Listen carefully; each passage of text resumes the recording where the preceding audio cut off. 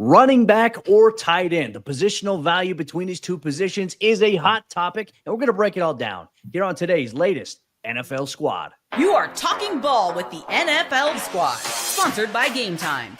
From the Chiefs to the Bills, Falcons to the 49ers, and everyone else around the NFL, it's the local experts of the Locked On Podcast Network bringing you scoops, breakdowns, and the most comprehensive preview of the upcoming weekend for hard-hitting football with our harder-hitting takes.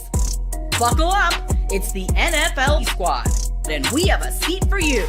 No hurt feelings allowed. Squad up, you're part of the NFL Squad. What's happening, everyone? Welcome to another episode of NFL Squad here on the Locked On Podcast Network, where you know it is your team every day. Today's Squad Show is brought to you by our friends over there at the Gametime app. Make sure you use code LOCKEDONNFL at checkout for $20 off your first purchase. And what you're going to get on today's installment, we got a jam-packed NFL draft conversation heading your way. We're going to preview which position has the most value, running back or tight end. We'll talk about which position groups maybe teams should look at avoiding in round one. And we'll debate Russ, Jameis in New York. What does that mean for guys like Cam Ward, Shedeur Sanders? Do the Giants look at the path of a QB steal? We'll break all that down on today's Squad Show. And as always, folks, grab your favorite beverage, your favorite snack, sit back, relax, and get ready for some NFL conversation. Our NFL panel here today: Aaron Freeman of Locked On Falcons, Kevin Ostreicher of Locked On Ravens, Mike Debate of Locked On Patriots, and our special guest to preview the NFL Draft. We're just 4 weeks away, folks. That is Keith Sanchez, one of the hosts over there, Locked On NFL Draft, alongside our guy Dame, who could not be here today. But we're going to get some great insight here from Keith. I'm Cody Rourke, host of Locked On Broncos. So let's get into the conversation here. A lot of conversation on social media, which I feel like has only amplified a little bit more, gentlemen, about positional value. And obviously some of these teams know a lot about some of the positions we're about to talk about. Running back, tight end, two positions that I think have a lot of players that could obviously have a big impact for several teams in need of those positions in this year's NFL Draft. But Keith, when it comes to positional value this year, does the running back position or the tight end position have the better value?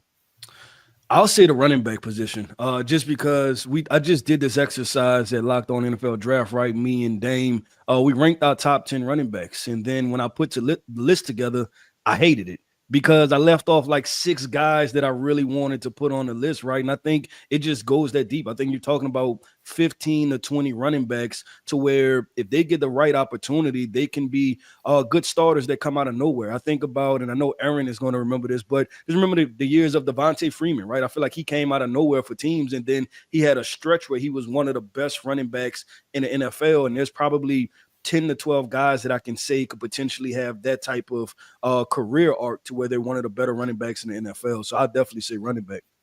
Well, Aaron, you knew obviously a little bit of Bijan Robinson. We were having some conversations here on NFL Squad as the Falcons were approaching January. Unfortunately, those plans never materialized into anything going into the mid parts of that month there. You know about running backs. Obviously, our good friend Kevin knows about running backs with Derrick Henry. Mike Debate, we used to have those conversations about Ramondre Stevenson at one point. But in your opinions, too, we'll start with you, Aaron. When you look at the value of these positions, it could either be on your own team or it can be even in this year's draft. Like, which position does hold the value for your team probably the most? Aaron, let's start off with you. Yeah, well, I'm in a unique position where the Atlanta Falcons have used top 10 picks on a running back and a tight end in the last 4 years. So it's one of those things where I think if you're just looking at it from at least, the Falcons lens and the bias, right? No one's sitting here questioning the Bijan Robinson pick at this current time based off of how the first 2 years of his NFL career have gone. But a lot of people look back at that Kyle Pitts pick and look at some of the players that were taken after Kyle Pitts, like Jamar Chase and Devontae Smith and Penei Sewell and Micah Parsons and Patrick Surtain. And they're like, that Pitts pick does not look as good in retrospect, in hindsight. And I think when you're having this conversation about value, I think traditionally we sort of put the running back position at the bottom. And it's understandable that when you look at, say, having a high-end tight end like the Falcons thought they were getting in Kyle Pitts, that seems to be a little bit more valuable than sort of your run-of-the-mill tight end versus a running back that even having a high-end running back, maybe not as valuable as sort of your replacement level running back that you could probably get in the third or fourth round. But I think part of that conversation it's just kind of easier to get your running back involved in an offense. So if you're a team drafting if you're choosing between drafting a running back or a tight end high, maybe higher than people want, the tight end, obviously, because of the pass catching ability and potential, yeah, you sort of look at that as, say, if we hit on this could be a huge boost to our offense. But I think kind of the ceiling might be higher with a tight end, but the floor is so much higher with a running back. And so I think when you're having that conversation between these two position groups, I kind of veer more towards the running back position, having a little bit more value in that regard, just because it's just so much easier to get a running back the football in your offense compared to a tight end, especially if you have good wide receivers. So there's only one football to go around and whatnot. So I do feel like running back edges out the tight end just slightly, even if that is unconventional wisdom. Kevin Ostreicher of Locked On Ravens. It's not every day you have Derrick Henry fall into your lap to pair alongside a guy like Lamar Jackson, though we have seen, in the past here with the Ravens, they have kind of had a committee approach. You used to have the J.K. Dobbins, the Gus Edwards rotation there, and injuries certainly have played a factor into that. But for you, knowing what you know now, like outside of the anomaly of landing a guy like Derrick Henry to pair alongside the skill set and the threat that is Lamar Jackson, where would you go? Because obviously the Ravens, you look at them right now, they have a really, really good running back in Derrick Henry. They had a really good tight end there, obviously, and Mark Andrews, who's still on the team. Isaiah Likely is ascending there. Where would you feel like if that was a position of need for the Ravens this year, where would you be leaning between these two groups? I think that if you're looking at it from a Baltimore perspective, I think with Lamar Jackson, who is obviously such a unique talent, you can put a bunch of running backs in the backfield with him, and he will make something, whether it is a Derrick Henry or J.K. Dobbins. J.K. and Gus Edwards were great players while they were in Baltimore, and we saw J.K. have a resurgent season in Los Angeles. I think having a player like Mark Andrews and Isaiah Likely is really valuable for what Baltimore does. And I think Aaron makes a great point, and I'll kind of piggyback off of it. It also depends on the type of offense you're running, where a tight end or multiple tight ends might not mean a lot to you if you want to run a bunch of 3 wide receiver sets or all out. But for a Baltimore team that says, yes, we can go out there and take a Mark Andrews in the 3rd round in 2018, you supplement that with Isaiah Likely in the 4th. I think with this class, the running back class, there are so many guys you can point to, whether that is a high 1st round pick with a player like him, Ashton Genty, or whether it's Marion Hampton and one of those players, or you could say, what about in the 2nd round? Could we take a 2nd round tight end or a 3rd round tight end that could supplant someone on our roster already? I think it is interesting, though, because you look at some of these top tight ends in the league. Mark Andrews was a 3rd round pick. George Kittle was a 5th round pick. Travis Kelce was also a 3rd round pick. That doesn't mean there aren't good tight ends drafted high. I mean, Brock Bowers is the most recent example of that, and he is pretty good over there in Las Vegas right now. But I think when you talk about like the Bijan Robinsons, the Saquon Barkleys, those like top level talents, I think Ashton Genty is going to fall into this conversation when it's all said and done after night 1 of the draft. The value that Saquon Barkley, Derrick Henry, Josh Jacobs have given back to the running back position after the years that we've spent talking about the positional value being at an all-time low. I think that running back right now in this draft is the one that has more value, because I think that we're starting to see those contracts. I mean, we saw it with Saquon this offseason. Derrick Henry's going to get an extension with Baltimore. That is going to be a big one too. The Ravens got Derrick Henry for $8 million a season. Derrick Henry's one of the all-time running backs we've ever seen. And Saquon and Josh Jacobs got over $10 million each. But if we were talking corners or wide receivers, those guys would be $100 million players, and we wouldn't think twice about it. So I'm glad that the running back position is getting some recognition here. I definitely go with there. Obviously, Mike Debate of Locked On Patriots, you got a young quarterback there in Drake May in New England, and certainly a new head coach in Mike Vrabel. The idea of trying to build this team around Drake May, what's a more important piece in your opinion, running back or tight end at this point for your squad? Well, I think a more immediate need right now is running back. You've got Ramondre Stevenson at the top of that running back room right now in New England, with Antonio Gibson backing him up, and that's a pretty good 1-2 combination. However, a lot of that combo being put together last year was predicated on an Alex Van Pelt offense, which is so predicated on outside zone. Josh McDaniels coming back into the fold now kind of throws a wrinkle into those plans a little bit. Are they going to continue to push the outside zone, or are they going to mix it up a little bit? If they're going to, they're going to need a change of pace back, and I expect them to be in the market for that right around the middle part of this draft, the mid rounds. Maybe someone like a Trevor Etienne out of Georgia, or maybe someone like a Devin Neal out of Kansas.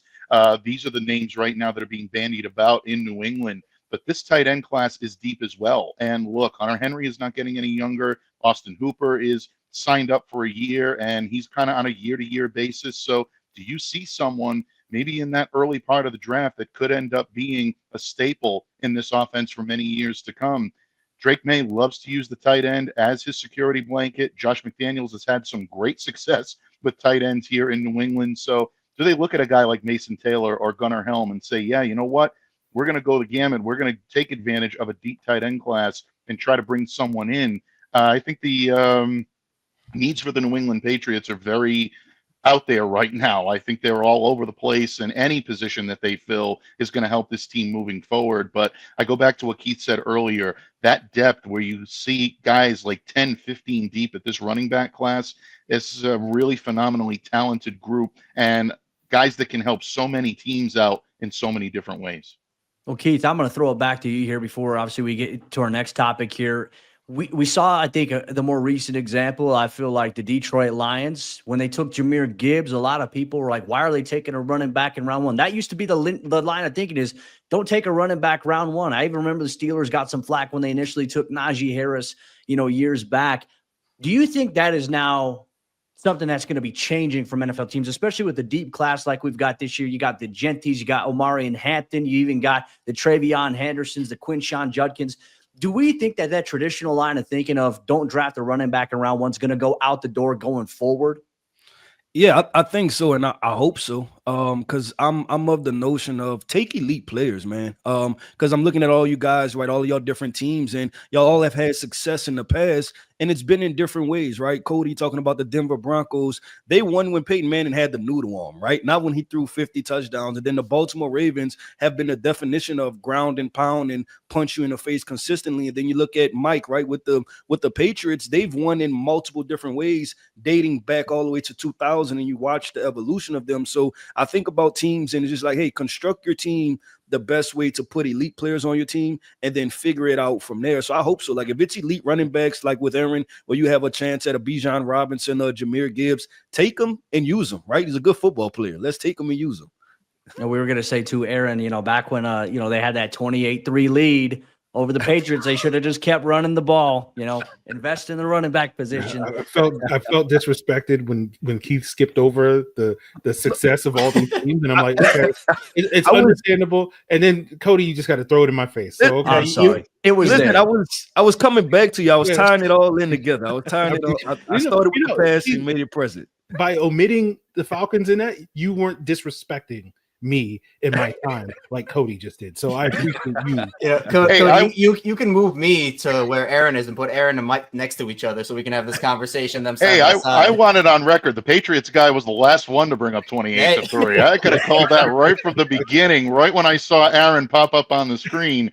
No, I'm not going to do that to my good friend there. Appreciate it's all fun. We always have a blast here on the NFL Squad Show. Coming up next, one thing we are going to discuss here, what position group should teams that are in need should they avoid here in round one of this year's NFL draft? We'll break all that down and much more on today's NFL Squad, part of the Locked On Podcast Network, your team every day. Today's NFL Squad Show is brought to you by our friends over there at the Gametime app. And look, folks, imagine watching your favorite team live, feeling the energy of the crowd, and witnessing unforgettable moments. There's nothing like experiencing a big game in person. The same thing applies to a big-time concert in person. With Metallica set to undergo their next tour here, where they're going to be doing a 2-night, no-repeat set list all across the United States. Gametime is another place to get in on the action. Plus, they have all the action for your NBA games and NFL games for next season, and Gametime gives you the best deals on seats today. And the one thing they have, a new feature called Gametime Picks. Its curation makes it easier to find better value for tickets to sports, concerts, comedy, theater, and more events going on in your area. Plus, they have the lowest price guarantee, or Gametime will credit you 110% of the difference. Plus, they give you complete peace of mind with seat views before you buy, no surprise fees, and a lowest price guarantee you can book with total confidence today. Take the guesswork out of buying tickets with Gametime. Download the Gametime app, create an account, and use code LOCKEDONNFL for $20 off your first purchase. That's LOCKEDONNFL for $20 off. Download Gametime today. Last minute tickets, lowest price guaranteed.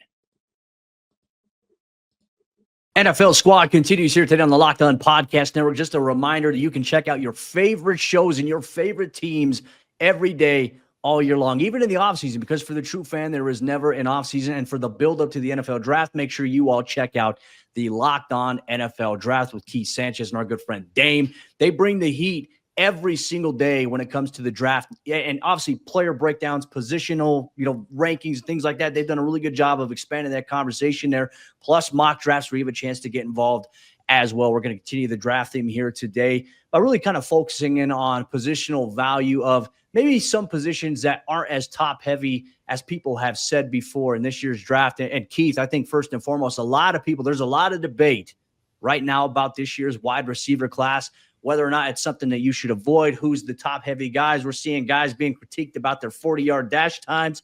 Are you a big believer into that? Do you think that the wide receiver position isn't as strong this year as maybe it has been in years past?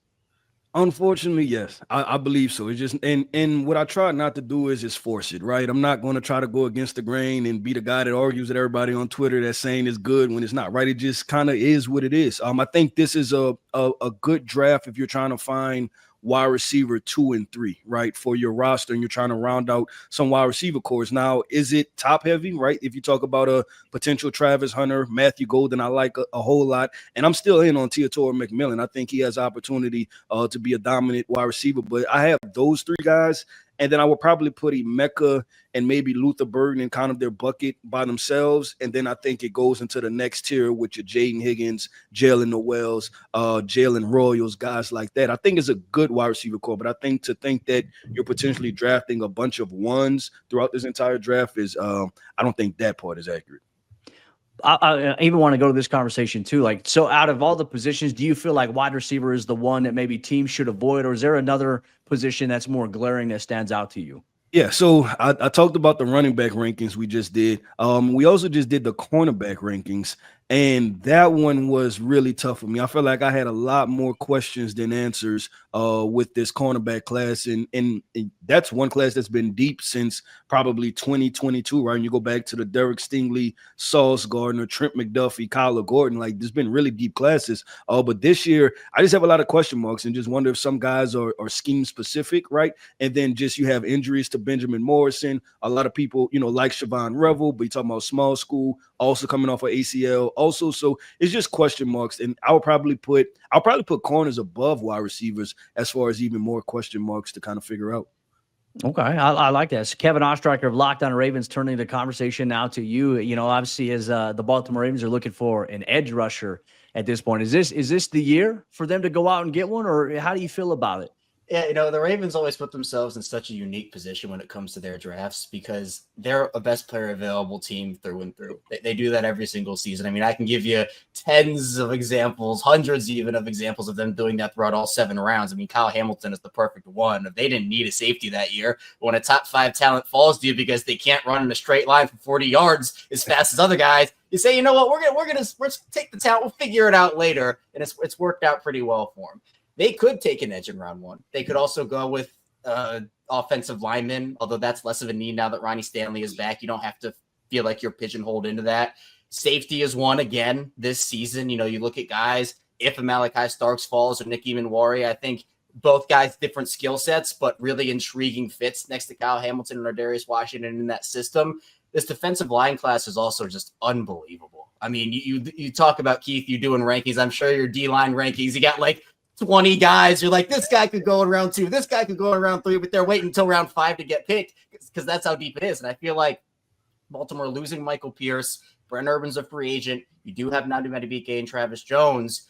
Baltimore does need edge help, but you also are kind of still working through some of your young guys there too. Like David Ojabo, who they picked coming off of his injury out of Michigan a couple of years ago, really hasn't returned to form, and it's kind of a question mark if they still want to go with that project or get someone more experienced. Tavius Robinson, who just flashed in run defense for them last season after being a 4th rounder, he's expected to have a bigger role, but they don't have that guy. They don't have the Myles Garrett that Cleveland does or the TJ Watt that Pittsburgh does, or even Trey Hendrickson. I mean, every other team in the division has the guy at pass rusher pending the Cincinnati situation and what happens with Trey Hendrickson, but they're the one team that doesn't have that. So is there a guy in this class? They're not getting Abdul Carter. So is there a guy in this class that they feel comfortable with?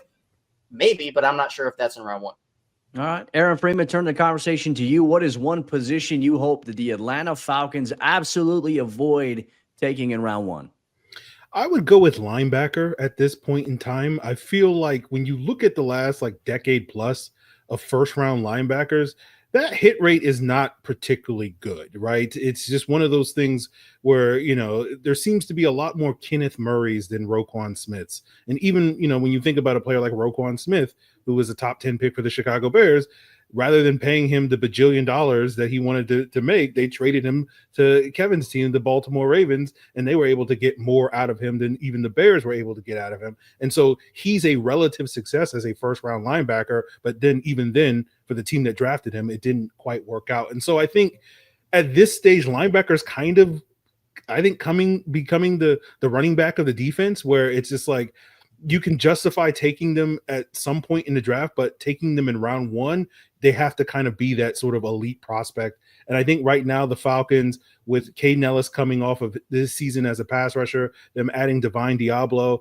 to just give them some competent play at that position to sort of raise the floor. That's kind of all what you need at that position. I think at this point in time, everybody would love a Roquan Smith or a Fred Warner type of player. And, you can, I'm not saying that you're likely to find another Fred Warner in the 3rd round, but it is at least possible for you to be able to find an athletic linebacker and develop that guy into a difference maker. So I feel like linebacker is kind of the running back of the defense, where it's just like, yeah, we'll wait till day 2. We'll wait till the 4th round to take that player, as opposed to using a 1st round pick on it. Well, you got to say thanks to Bo Nix for, really sparking that Falcons defense to get their pass rush going in the second half of the season after that one game. I'm sorry, Aaron. I feel like I'm just throwing shots at you guys today. It's fine. Look, but if you just watch Locked on Falcons, it's just me dumping on the Falcons. So if you dumping on the Falcons is nothing new. Mike Debate, Locked on Patriots. Obviously, as Mike Vrabel looks to build this team the right way here, taking over as head coach around Drake May. What is one position you think that the Patriots should avoid here in the draft?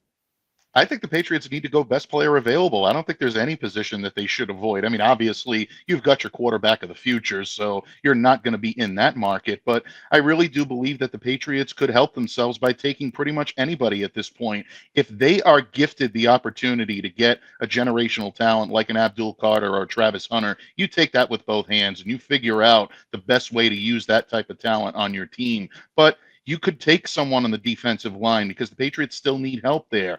Obviously, their glaring hole is on the offensive line right now, especially at left tackle. That may be their best option in order to invest high-level draft capital to be able to fill that. My listeners right now are probably screaming at whatever device they're listening to and saying, don't take a wide receiver in round 1. There's still snake bit from N'Keal Harry a couple of years ago. This goes all the way back to 2006 when Chad Jackson was a first rounder for a second rounder for the New England Patriots. It just hasn't worked out well taking that type of draft capital and investing it in a receiver. But you've got some guys in that room now that can be elder statesmen, maybe give you the opportunity to groom some of these young talents. With Stephon Diggs in the mix, you never know. Somebody like a Javon Baker from last year could end up emerging. You get a guy like Ted McMillan coming in. If he can teach him how to run a route a little bit better, maybe he is a fit for the future. So I think the Pats are really wide open right now. I wouldn't tell them to stay away from anything. Just go for the best guy available.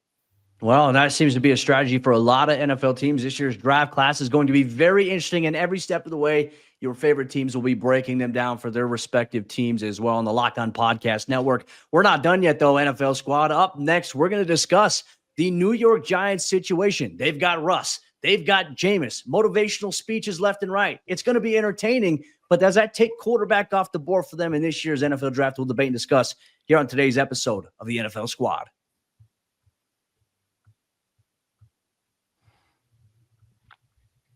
Back at it for the fourth quarter action of today's NFL Squad here on the Locked On Podcast Network, where you know it is your team every day. Thank you so much to all the everydayers out there for your respective teams. Thank you for tuning in, making us part of your daily routine. However you choose to do so, make sure you subscribe or follow so you never miss out on what's going on with your favorite team's news, the hard-hitting takes, and all the insight and action from the local experts on the biggest story here on the Locked On Podcast Network. Wrapping up today's NFL Squad show, talking about the New York Giants, and they are riding with Russell Wilson. They're also eating W's here with Jameis Winston. That quarterback situation has kind of played itself out here this offseason with Brian Dable and Joe Shane. Their backs against the wall here.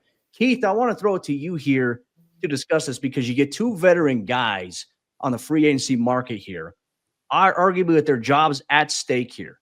Does this eliminate them from taking a quarterback this year in the first round or maybe even in the second round? Not at all. I think what you said was accurate, right? That their backs were against the wall. And can you imagine the draft room if they put all of their money on Shedeur Sanders being there at 3, and then the Cleveland Browns take Shedeur Sanders, right? There's complete panic and havoc going on. And I think what they did was they bought themselves kind of out and kind of unleveraged themselves to be at the mercy of Tennessee and at Cleveland, right? So now they can say, okay, cool. If Shedeur is there, we could potentially take him. But we have a pick at the top of the second round. And if we like Jalen Milroe or Jackson Dart or Will Howard or Tyler Shuck, any of these guys, right, we can take them at the top of the second round, and we don't have to, 1, move up, or 2, just be sitting there in position to pray and hope. Well, my question and my debate too, and we'll throw it to the panel for this one is, sure. Let's say that, you have Russell Wilson, Jameis Winston, and you don't win games in New York. New York's going to have a relatively tough schedule this upcoming season, some of the opponents that they're going to face. Having a veteran quarterback certainly does help. But let's say that, ownership in New York decides to move on from Brian Dable, Joe Shane, and they still take a quarterback in this year's draft. Let's say they take one in round 1. Is there the appeal there? Like, how challenging will that be if you're going to hire your next head coach, where your head coach coming in is not necessarily married to the idea of the quarterback that you just drafted? I don't know if any of our teams have been in this era frame. I'm gonna throw it to you first, since your team obviously, they signed Kirk Cousins, give him the big time contract. Then they go on to get Michael Penix Jr. That's obviously caused a little bit of some waves there in Atlanta. What is your thoughts here on that situation if the Giants do move on from their coach and obviously the front office personnel this upcoming season? Well, I think first I'll commend the Giants for not doing learning from the Falcons' mistake, where the Falcons gave Kirk Cousins 2 years of guaranteed money and then moved off to Kirk Cousins before the first year was up. And now they're stuck trying to figure out, what do we do with Kirk Cousins? Are we going to trade him to the Browns? All that stuff. So the Giants basically did the smart thing by basically saying, we're going to give Russell Wilson 1 year of guaranteed money. Jameis Winston being paid like a backup, so that's pretty much nothing. And so if we do get a quarterback, if we do decide to move off of Russ or Jameis and go to that Shedeur Sanders, presumably, as Keith said, they're not going to be financially debilitated in the future from doing that. So that's a smart move, I think, on their front to leave those doors wide open for them. But I think with the conversation at hand, when you're talking about, what the Falcons have done, like the Falcons made this bet on Kirk Cousins, and they were very confident that, hey, we're going to get 2 years of playoff caliber play from Kirk Cousins, and then we'll be able to plug in Michael Penix, 3 years down the road. And it was just always this narrow bullseye and this tightrope game that the Falcons were going to have difficulty walking, and they didn't. Unfortunately, because of what Bo Nix was able to do to them in Denver, they weren't able to necessarily walk that tightrope.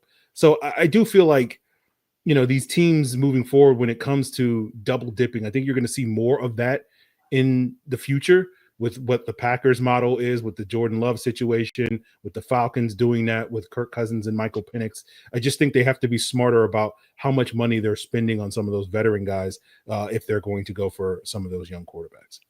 All right, Kevin, throwing it to you now. Your thoughts on this situation too, because you've seen Russell Wilson, you've seen Jameis Winston. Do you think that gives New York a viable chance this upcoming season inside the NFC East? I don't think it gives them a viable shot to win the division. I think you're still very far off of Philly, and obviously Washington showed so much last season. And even, whatever Dallas decides to do, they're always going to be a storyline. So we're always going to be talking about them here, and everyone's going to be talking about them there. But I do think it's an interesting point you brought up, Cody, about if Brian Dable and Joe Shane get moved off of this upcoming next offseason, and they do draft Shedeur Sanders, that's how it happens. We've seen this happen before. Obviously, for example, Josh Rosen was the Cardinals guy, and then everybody comes in, and all of a sudden Josh Rosen's not the guy anymore. And you've already wasted a pick on him. Now you have to ship him off and get less value. I'm not saying that's going to happen, especially because Josh Rosen, the Cardinals didn't have time to wait. They wanted to move off. They wanted to make a decision that best reflected the new people that came in. But I think that with younger quarterbacks, we are seeing an accelerated timeline with less room for them to make mistakes. And so, you see even now Anthony Richardson is an interesting example of this, where he was forced in. He was clearly not ready coming out of Florida. He was forced into a spot. He's been kind of tugged around left and right. Hey, you're the backup. Actually, no, you're back to start. And actually, we don't really know what we want here. It's about belief in these guys. And I think that if the Giants do take Sanders and Dable gets let go, a guy that comes in, it just depends on who's available, because sometimes you hire coaches because they are the guy, like a veteran. Like, let's just throw an example out of Bill Belichick leaves North Carolina after one season and he comes to New York. He's going to want his quarterback in there. But are the Giants going to say, actually, the Giants will probably say, well, we're going to have to choose between Bill Belichick and Shedeur Sanders. What is the choice they're going to make? How much do they believe in their young quarterback versus how much do they believe in a top head coach coming in and turning their program around? So I think that young quarterbacks have gotten an unfair shake over the last couple of seasons. Even a guy I know we've talked about Zach Wilson now in Denver. He's a guy that with the Jets, that leash was so short there. And that's just the New York will chew you up and spit you out. The New York media is ruthless, and that is both the Jets and the Giants, just all New York in general. So I think that for me, the situation is interesting because they put themselves in a position not to be at the mercy of anybody, Keith. I 1,000% agree, and that's what they should have done. But what does this look like after a season if Dable and Shane should have been let go? I think they should have been let go this season, but here we are with another year of it, seemingly like delaying the inevitable, in my opinion. Giants ownership might be saying, let's ride to those guys here, in a little bit of time if it doesn't come to pass. Mike Debate, obviously, your team took Drake May last year. In your opinion, if they didn't have Drake May, let's talk about a hypothetical here. Do you feel like this would be a rough year to try to need a quarterback if you're really trying to build around a team? Or is there a guy that you're looking at in this year's draft that you feel like, hey, if Drake May wasn't here, this is a guy we could build around? Well, yeah, you look at the top two guys in this draft. You look at Cam Ward, you look at Shedeur Sanders, depending on the type of style that the New England Patriots would play. If assuming Mike Vrabel is going to be the head coach this year, I think you can probably make it work with either one of those guys. Cam Ward obviously being probably the more preferable because I think it would fit maybe Josh McDaniels a little bit better than Shedeur. But Shedeur is someone that I think can excel in this league as well. So you look at what New England did last year with Drake May now and securing that, they feel very confident heading into this draft that all of the other positions that they need to fill are where they should be spending their time. And I think, Kevin, also you bring up an interesting point about Bill Belichick maybe heading to the blue side of the Meadowlands. I always said that while he was here, that was the only concern that I had and the only job that I really feared that Bill Belichick would leave New England for. So I'm going to remember that you said that, and we may revisit this in another year. Bookmark this one, folks. But no, all kidding aside, Cody, to answer your question, with regard to Drake, I think Patriots fans will join me in saying we're glad we got the guy that we have at the helm right now. Now it's time to fill the other positions. And I, for one, hope the Giants do select Shedeur Sanders with the number 3 pick, because it means that either Abdul Carter or Travis Hunter could slip to the New England Patriots at number 4, and you get that generational talent. Is it going to happen? Maybe not. But at this point, New England Patriots fans continue to live in hope. We have to, after what we saw the last couple of seasons here in New England. Yeah, Broncos country is also in that same boat. Very happy that they got Bo Nix as their quarterback here with Sean Payton and not having to go into this year's draft. As many people wanted them to trade back and say, oh, you could wait another year, wait for next year's class. I'm glad personally Denver's not in that boat here. Last question here, I'll throw it to you, Keith. Once again, Locked On NFL Draft. This conversation, you probably get asked about this on Twitter or whatever social media sites are out there a lot these days. Who is, in your opinion, the best quarterback in this year's draft? Is it Shedeur or is it Cam Ward? And who do you think will probably have a little bit more of a sustainable environment that they're going to probably go into? Yeah, I'm going with Shedeur Sanders as my QB1, and it doesn't have to deal with the physical part, right? And we talked about cities like New York and media and things like that, to where you see some of these guys nosedive, right? Just because of the pressure of being QB1, being the face of a franchise and things like that. And for all of the things that Deion Sanders has done, right? I think inadvertently he's prepared Shedeur for these situations, meaning that like all of the putting a spotlight on him, right? Like all of the trash talking and doing different things like that. I think he's inadvertently put Shedeur in tough situations to where he's had to answer to the media, right? Or he has to answer the criticism. And I think that him dealing with adversity, it won't cause him to spiral. I think Shedeur has all of the necessary and requisite tools to be an NFL starting quarterback. And most of these guys do, right? When you watch them throw, all of these guys can throw. It's about the guys that can handle the game from the neck up. And I just have maybe just a slight margin of an edge with Shador because I've seen him in really tough situations and still show up. We should just have Shador and Cam Ward room for an entire year, regardless of the situations, or have them do a weekly show together, because the trash talk between those two guys, it's hilarious to watch. It moves the needle for me here. But obviously, we want to know here on today's NFL squad, if you know, which teams, which positions would you prefer your team obviously favor? Which one has the best values at running back, tight end? Which position should your team avoid? And also, what do you think of the New York Giants situation with Russell Wilson, Jameis Winston, and this year's quarterback class? Thank you for tuning in today's NFL Squad. Make sure you tune into your favorite team's show every single day here on the Locked On Podcast Network. You know, we got you covered every step of the way. And make sure, once again, you hit the Locked On NFL Draft Podcast for all that you need to know leading up to the draft, which is officially 1 month away. It's going to be fun. And the Locked On Podcast Network, we got some fun things in store coming your way as it pertains to the draft. With that said, we'll be back next week for another topic here on the NFL Squad Show.